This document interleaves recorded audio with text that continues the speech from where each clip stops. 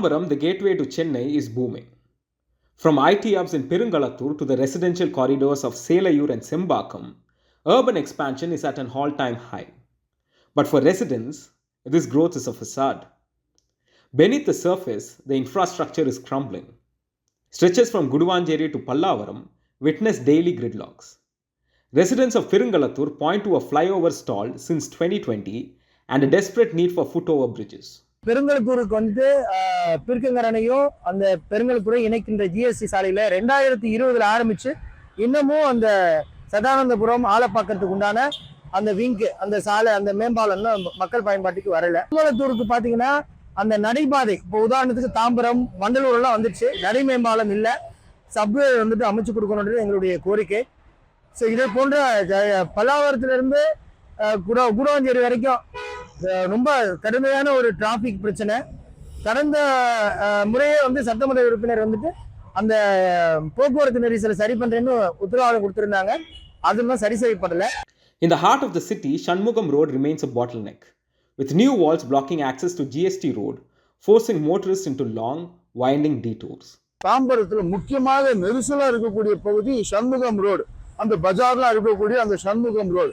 அந்த Shanmugam road GST சாலைக்கு நம்ம போய் அப்ரோச் பண்ணக்கூடியது அந்த ரோடு இருக்கக்கூடிய இந்த சட்டமன்ற கம்ப்ளீட்டா சுவரை வச்சு மறைச்சிட்டாரு. அங்க போகக்கூடியதா சுத்தி வரணும், ஜிஎஸ்டி ரோடு வருதாங்கன்னா அதை சுத்தி போய் அந்த கிட்ட முடிச்சு ரோட்ல அந்த ஏறி சுத்தி வந்து வரணும். அதுல சேரு விழாதாகிட்டு இதெல்லாம் வந்து அந்த பிஸி சாலைக்கு டைரக்ட் அப்ரோச் பண்றதுக்கு ஒரு ஃபிளைஓவரோ ஒரு விடயத்தோடு பண்றதுக்கு எந்த விதமான இதுவும் எடுக்கவே இல்லை. The battle for basic sanitation is decades old. In Chittalapakam and Madambakam, the demand for underground drainage has been ignored for 25 years. Consequently, raw sewage flows into the very lakes that should supply drinking water. We want underground sewage system to be implemented at the earliest. 25 years we have been asking.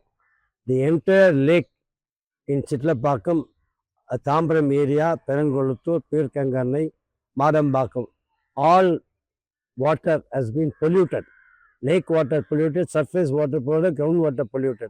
The second point of it is drinking water facility to the entire area. Our only source is Pala. So they have to find out additional water source.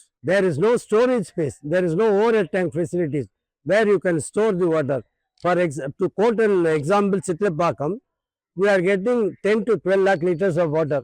But the population is above 50,000, which requires around 50 to 75 lakh liters of water. So what we require is additional quantity of water, and to store the water, we require additional overhead tank. Add to this the menace of stray cattle, non-functional street lights, and dilapidated community halls. The corporation status feels like a title without the benefits. Sitting DMK MLA SR Raja, whose party has dominated 7 times, defends his tenure. He points to the 2021 flood mitigation works, the trifurcation of the police force, and the arrival of the railway third terminal as major wins. நாங்கள் மேஜராக நான் வந்து concentration பண்ணது மழை காலத்தில் வெள்ளம் அதிகமாக 2015 2021 நடந்தது. கடந்த முறை பெய்ஞ்ச மழையில் எங்கேயுமே ப்ராப்ளம் இல்லை. அது உண்டான கட் அண்ட் கவர் எல்லாமே அண்டர் கிரவுண்டில் எடுத்து போயிட்டோம், மேலே கிடையாது. உங்களுக்கு பப்ளிக் பார்த்தா கூட தெரியாது, எல்லாமே வந்து கட் அண்ட் கவரில் எடுத்து போயிட்டு ஓரளவுக்கு மழை தண்ணிலாம் வந்து நிற்காத அளவுக்கு இந்த கவர்மெண்ட் வந்து இந்த வேலை நம்ம செஞ்சுருக்கோம். அதே போல் எல்லா ஊருக்கும் அண்டர் கிரவுண்ட் ட்ரைனேஜ் முதல்ல தாம்பரத்துக்கு மட்டும் இருந்தது. இப்போ பெருங்குளத்தூர், சிட்லப்பாக்கம், மாடம்பாக்கம், பீர்க்கங்கரணை எல்லா பகுதிக்கும் இந்த 5 டவுன் பஞ்சாயத்து இருந்து கார்பரேஷன் சேரத்துக்கு முன்னே அதுக்கெல்லாம் அண்டர் கிரவுண்ட் ட்ரைனேஜ் ஸ்கீம் வந்து கொண்டாந்துட்டோம். நம்ம வந்து கார்பரேஷன் ஆகும்னு சொன்னோம், வந்த உடனே தாம்பரத்தை கார்பரேஷன் ஆகும்னு சொன்னோம். இப்போ தாம்பரம் கார்பரேஷன் ஆகிப்போச்சு. அதுக்கப்புறம் போலீஸ் கார்பரேஷன் கமிஷன் ஆஃபீஸ் வேப்பேர்லேருந்து இப்போ ஆவடிங்க இப்போ தாம்பரத்துக்கு கொடுத்து அதுவும் தாம்பரத்தில் இப்போ வந்துடுச்சு.